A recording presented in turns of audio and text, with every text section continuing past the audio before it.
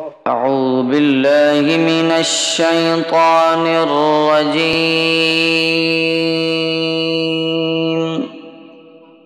بسم الله الرحمن الرحيم.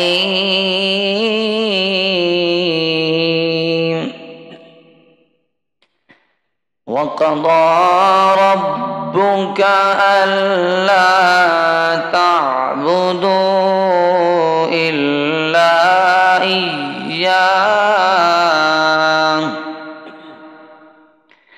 إلا إياه وبالوالدين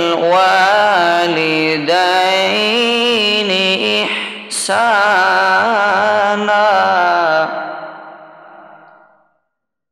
إما يبلغن عندك الكبر أحدهما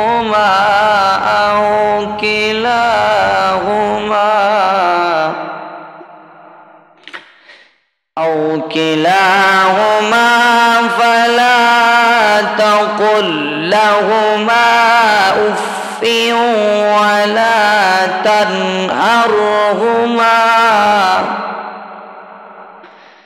ولا تنهرهما وقل لهما قولا كريما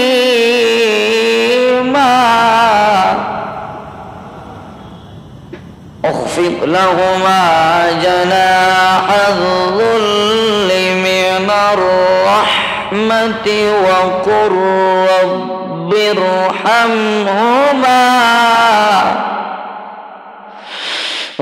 رب ارحمهما كما ربياني صغيرا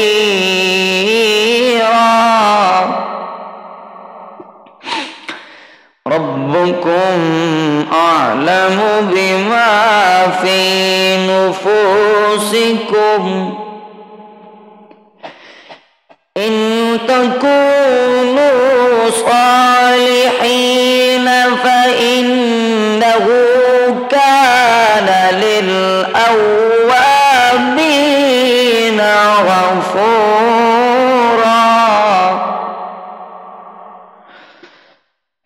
وآت ذا القربى حقه والمسكين وابن السبيل